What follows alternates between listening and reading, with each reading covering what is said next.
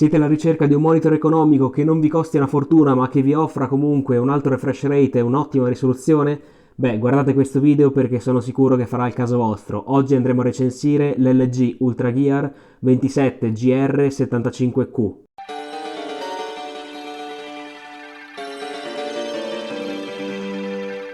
Ciao ragazzi, ciao a tutti e bentornati qui sul canale del vostro Nintendaro pazzo. Oggi siamo qui con questa recensione di questo monitor che reputo davvero molto interessante per il fatto che durante il Black Friday, insomma, di novembre 2023 siamo riusciti a pagarlo praticamente 170 euro, con incluse anche delle cuffie della Razer che da sole insomma costavano una sessantina. Quindi davvero un monitor che diciamo ho avuto l'occasione, ecco, di prenderlo per questa cosa. In realtà anzi l'ha preso il mio amico Santa e me l'ha dato a disposizione, ecco, per questa recensione. Ma in ogni caso, anche se non trovate a questo prezzo, poi ovviamente andremo a vedere meglio durante il corso di questo video, ecco, tutte le specifiche e se effettivamente conviene comprarlo anche quando non è in offerta, diciamo, al suo prezzo base che dovrebbe essere intorno ai 250 euro, o se invece magari ci sono dei monitor, diciamo, che possono valere di più la pena rispetto a questo. Ovviamente tutto questo lo andremo a scoprire dopo il nostro sponsor di oggi. Hai finito di montare il tuo nuovo PC, ma ti accorgi che manca la chiave di attivazione di Windows?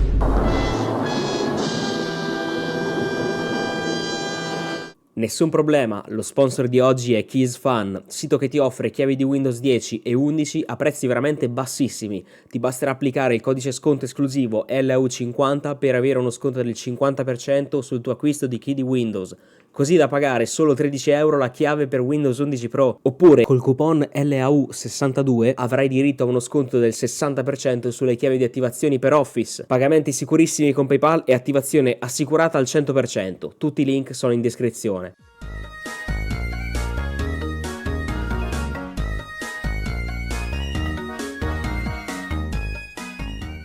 Prima però di riprendere a parlare di questo monitor LG ci tengo a ricordarvi di iscrivervi qua sotto al canale attivando anche la campanella per ricevere tutte le notifiche se ovviamente non lo avete già fatto, così ecco, da supportarmi e farmi capire, ecco, che questo genere di video vi interessa. Detto questo, vi invito anche a iscrivervi ai miei due canali Telegram di offerte dove trovate le migliori offerte per quanto riguarda Amazon per videogiochi e hardware, tra cui anche, ecco, questo monitor quando scende in offerta lo trovate, quindi mi raccomando iscrivetevi perché fate un favore a voi e al vostro portafoglio. Detto questo, vi invito anche a seguirmi sulla mia pagina Instagram di Nintech, così anche lì da rimanere sempre aggiornati. E detto questo, direi che possiamo iniziare a parlare di questo monitor. Partendo con le specifiche di base che avrete anche già intuito dalla copertina di questo video, abbiamo un pannello che è 2560 x 1440 pixel, cioè un pannello Quad HD, risoluzione che sta prendendo sempre più piede e che ormai credo sia, ecco, la risoluzione di base, diciamo, per i videogiocatori, quella che, ecco, viene adottata di più, e anche giustamente perché effettivamente ci offre una risoluzione un po' più alta rispetto al Full HD per avere, ecco, un po' più di risoluzione, effettivamente un po' più di finezza nei dettagli durante i giochi. Non è una risoluzione così dispendiosa in termini di prestazioni grafiche per quanto riguarda i computer come il 4K. Infatti la maggior parte delle schede video oggi presenti sul mercato è perfettamente capace di reggere questa risoluzione anche ad alti refresh rate. E proprio parlando di refresh rate abbiamo sempre questo pannello che arriva a un refresh rate di 165 Hz, ovviamente anche con i vari intervalli, cioè di 144, 120 e 60 Hz. Quindi ecco, abbiamo una frequenza di aggiornamento delle immagini davvero ottima. Secondo me è ancora lo sweet spot per chi vuole giocare, insomma, per chi vuole prendere un monitor da gaming senza andare a svenarsi per prendere, ecco, un 240 Hz o 360 o ancora di più. Quindi diciamo abbiamo, ecco, per adesso tutte le carte in tavola affinché questo sia veramente un ottimo monitor. Però sì, non possiamo dedurre solo da questo se sia un buon monitor o meno, ma dobbiamo metterlo alla prova e vedere, insomma, anche le altre caratteristiche. La prima, secondo me, tra le più importanti è anche il tempo di risposta, che dovrebbe essere intorno a un millisecondo almeno dichiarato da LG, cosa, ecco, che è molto buona per un pannello del genere, soprattutto se considerato che è un IPS, cioè vi ricordo, ecco, con un'ottima qualità dei colori che andremo a vedere meglio più avanti, ecco, quando anche faremo la calibrazione. E oltre a quello presenta ottimi angoli di visione, quindi anche qui insomma se lo guardate un po' da storto, un po' dall'alto, dal basso, comunque l'immagine risulterà praticamente sempre di ottima qualità. E tornando al tempo di risposta, ecco, con questo millisecondo diciamo non abbiamo poi effettivamente un ritardo nella visualizzazione delle immagini, e anche ecco questo che non è propriamente legato al tempo di risposta, però diciamo più è basso comunque meglio è il tempo di risposta, implica ovviamente anche che il ghosting del pannello sia veramente molto basso. Ci sono comunque pannelli, ecco, che vi dicono un millisecondo di tempo di risposta, poi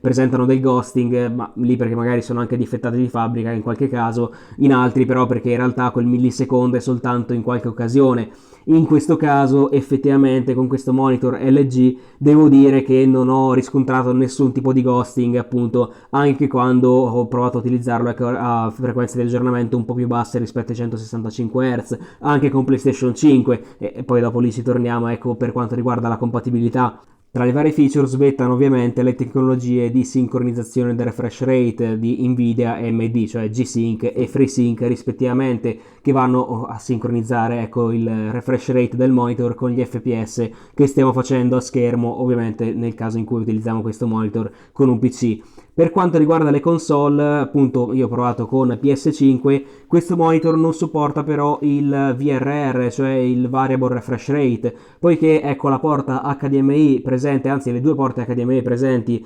nel lato posteriore di questo monitor non hanno insomma il livello 2.1, ma si fermano al 2.0 come larghezza di banda, e quindi ecco anche questa feature viene diciamo negata, e per questo ecco non è supportato il VRR. La cosa che però viene comunque supportata è la PS5 effettivamente anche in 1440p, anche appunto a 120 fps. Vi ripeto però, ecco, questa tecnologia magari utile in qualche gioco che arriva a 120 fps su PS5, o stesso caso anche per Xbox Series X, non può essere sfruttata su questo pannello perché, ripeto, non è presente il supporto al VRR. E collegandomi alla dotazione di porte di questo monitor, abbiamo due entrate HDMI che però, ripeto, essere 2.0, una entrata DisplayPort 1.4 e un jack per le cuffie. Abbiamo poi il connettore, ecco, di alimentazione. Diciamo, qui apro una parentesi che poi magari andremo a vedere, purtroppo magari nei lati un po' negativi. Questo monitor non ha l'alimentatore integrato ma ha il bricchetto esterno, un piccolino,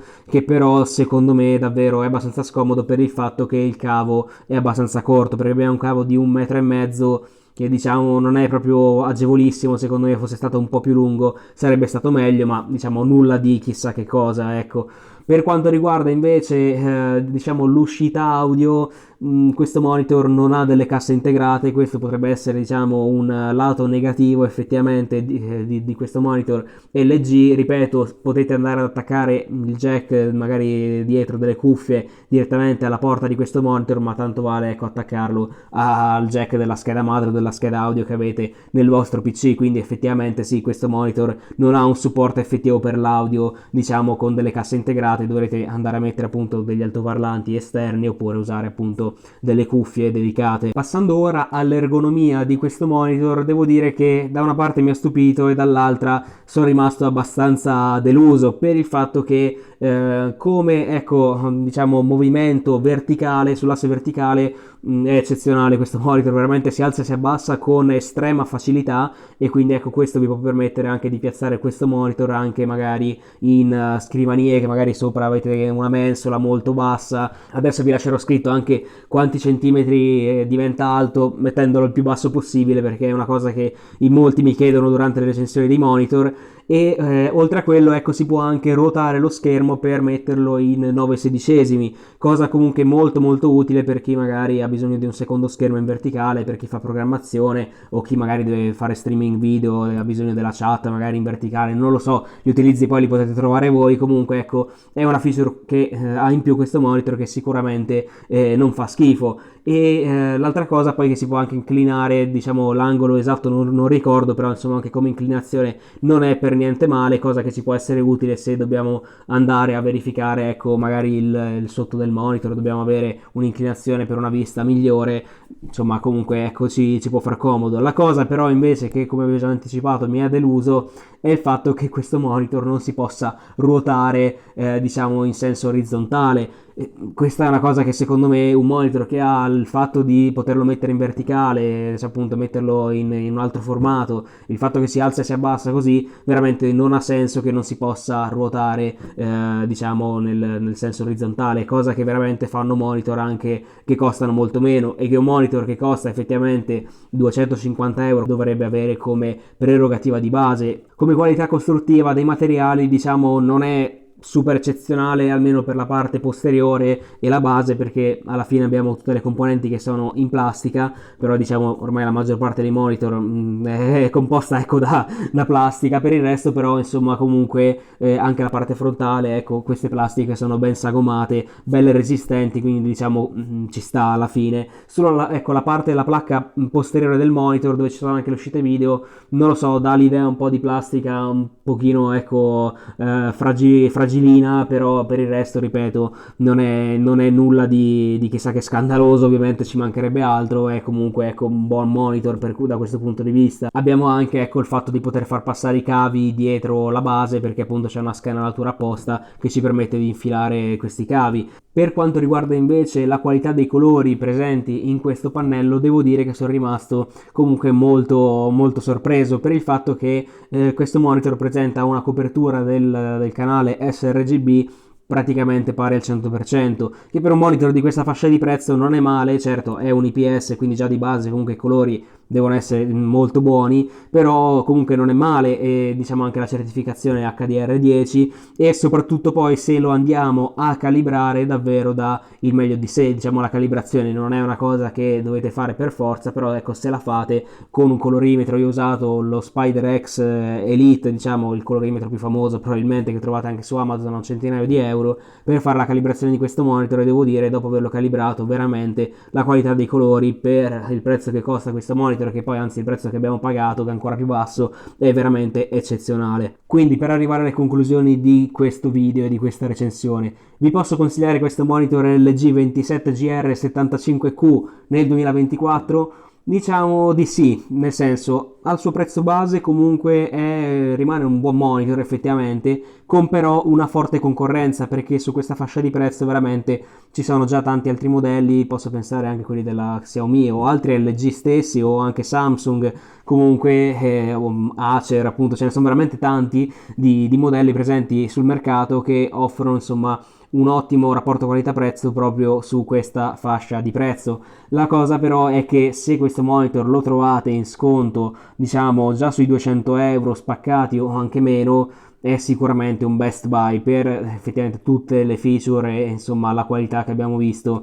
durante il corso di questa recensione. Perché ripeto appunto sui 250 euro il fatto che non si possa ruotare, qui passiamo ai lati negativi e riassumiamoli, il fatto che non si possa ruotare nell'asse orizzontale, il fatto che il cavo sia un po' troppo corto, il fatto che non abbia appunto il supporto al VRR per quanto riguarda le console, diciamo ci può far propendere magari su qualche altro modello che è un po' più fornito da questo punto di vista. Però per tutto il resto, se appunto volete giocare da PC ma anche da console stessa, alla fine la potete comunque utilizzare senza problemi una PS5 qua sopra, anche se appunto ripeto l'HDMI 2.0 e non 2.1, alla fine ripeto con un computer andate veramente senza problemi, con un PC di fascia media, medio-bassa, ma anche alta, alla fine volendolo potete attaccare qui sopra e godere appunto di un'esperienza di gioco in 1440p ad alto refresh rate con un'ottima qualità di colori. Quindi verdetto finale su questo monitor: approvato, e secondo me appunto se lo trovate sotto i 230 euro, intorno già ai 200 così, diventa sicuramente un ottimo modello e ve lo posso consigliare senza ombra di dubbio. Detto questo, io non posso far altro che consigliarvi due video che se non avete visto vi invito a guardare. Il primo è quello sulla recensione di un altro monitor, cioè il mio personale, cioè il Samsung Odyssey G7, modello però 4K 144 Hz, punto di fascia più alta rispetto a questo, ma se volete spendere di più diciamo quella è un'ottima alternativa. Mentre il secondo video che vi consiglio riguarda quella volta che ho utilizzato la PS5 trasformandola tra virgolette in un PC per giocare con mouse e tastiera ai titoli su appunto console. Detto questo, io come sempre vi ringrazio per aver visto questo video e noi come sempre ci becchiamo alla prossima. Ciao a tutti ragazzi.